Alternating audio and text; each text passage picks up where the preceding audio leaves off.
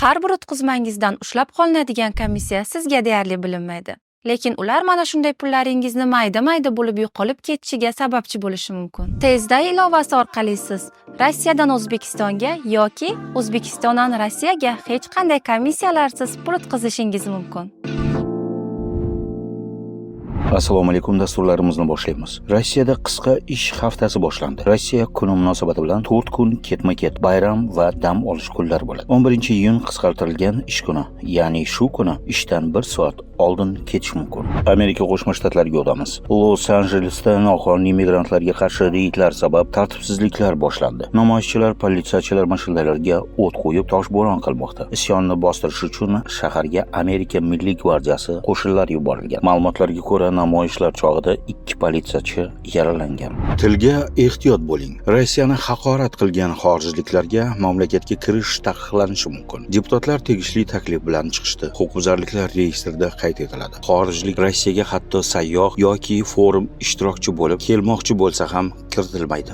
Slovakiya o'zbekistonliklarni ishga olmoqchi. Mamlakat bosh vaziri Robert Fitsining O'zbekistonga tashrifi chog'ida tashkillashtirilgan mehnat migratsiya masalalariga alohida e'tibor qaratildi. Slovakiya tomoni bu sohada tizimli hamkorlikni yo'lga qo'yishdan manfaatdor ekanini ta'kidladi. Rossiyaga bormanglar, u yerda sizni urishadi, tepishadi, haqoratlashadi. Qudratxo'ja: yigitlar, qizlar, shu Rossiyaga bormanglar. U yerda sizlarni urishadi, tepishadi, haqoratlashadi. Rossiyada sizni qadrlashmaydi, aksincha oyoq osti qilishadi. Vaholanki o'zining xalqi qilmaydigan eng og'ir ishni sizlar qilyapsizlar. Afsuski, evaziga shunday mukofot olmoqdasiz. Shu gaplarni O'zbekiston Jurnalistik va ommaviy kommunikatsiyalar universiteti rektori Sherzodxon Qudratxo'ja Facebook'dagi sahifasida yozib qoldirgan. Rektor posti ostiga shu kunlarda Moskvada migrantlarga nisbatan o'tkazilayotgan reyd tadbirlari, kuch ishlatar tuzilmalarining mehnat muhojirlarga qarshi qo'pol xatti-harakatlari aks etgan videoni ilova qilib, aholisi yiliga qariyb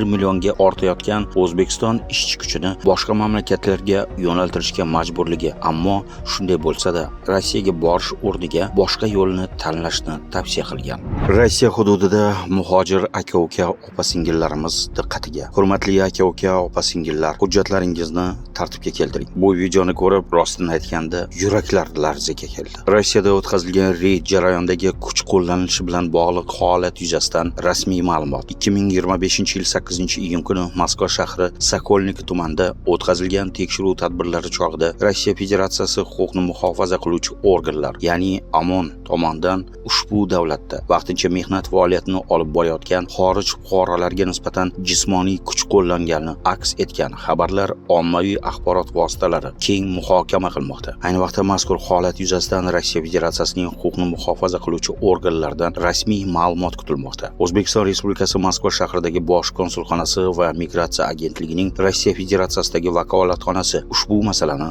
nazoratga olgan. Ma'lumotlarga ko'ra, reyd yakunida hujjatlarda muammo aniqlangan 5-6 nafar shaxs ushlab qolinib, holatni aniqlash maqsadida ichki ishlar bo'limiga olib ketilgan. Hurmatli O'zbekiston fuqarolari, agar ushbu vaziyatda jabrlanganlar orasida O'zbekiston Respublikasi fuqarolari mavjud bo'lsa, jumladan ularga tan jarohatlari yetkazilgan, huquqlari buzilgan yoki boshqa muammolarga duch kelgan bo'lsalar, holat yuzasidan Migratsiya agentligining Rossiya Federatsiyasidagi vakolatxonasiga quyidagi aloqa raqamlari orqali murojaat qilishlari so'raladi. +7 925 045 47 44. Holatni diqqat bilan kuzating va eshiting.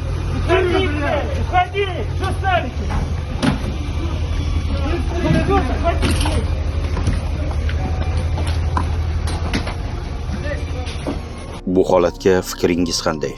Kommentariyada o'z izohlaringizni qoldiring.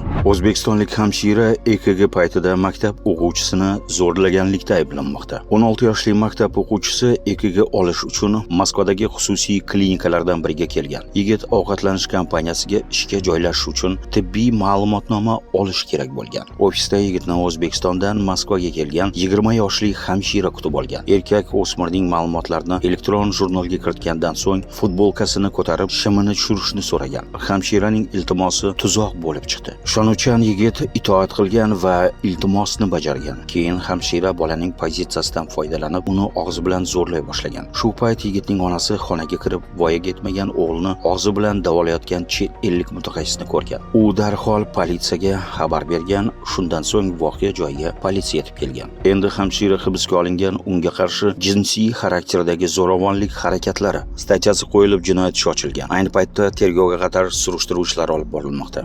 Davom etamiz, Vladivostokka o'tamiz. Vladivostokda Lugovaya ko'chasida politsiya chet elliklarni 7000 rublga soxta migratsiya ro'yxatidan o'tkazgan ofisni qo'lga oldi. 25 yoshli ona va 2 sheriklari faoliyati to'xtatildi. Ular 50 dan ortiq xorijliklarni 7000 rubl evaziga noqonuniy ro'yxatga qo'yish xizmati bilan shug'ullangan. Sudlanuvchilarning yashash joylarida tintuvlar o'tkazilgan va ijaraga olingan idoralar, hujjatlar, muhrlar va daliliy qimmatbaho flash disklar olib qo'yilgan. Rossiya Federatsiyasi Jinoyat kodeksining 322 prim 3 moddasi bo'yicha 3 ta fuqaroga nisbatan jinoiy ish ochilgan. O'zbekistonlik Eldorbek Hasanovga Lobnyada uy-joy sertifikati berildi. Eldorbek mahalliy kasalxonada ishlaydi. Buning uchun u Moskva viloyati Sog'liqni saqlash vaziri Maksim Zabelinning qo'lidan uy-joy sharoitlarini yaxshilash uchun 6,5 rubl bilan mukofotlandi.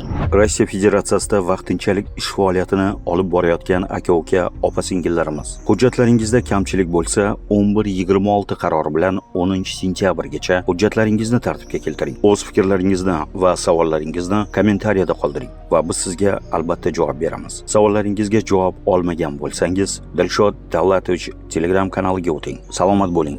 Dilshod Umarov. Bizga obuna bo'ling, like va podpiska tugmasini bosishni unutmang. Fikr va mulohazalaringizni kommentariyada qoldiring.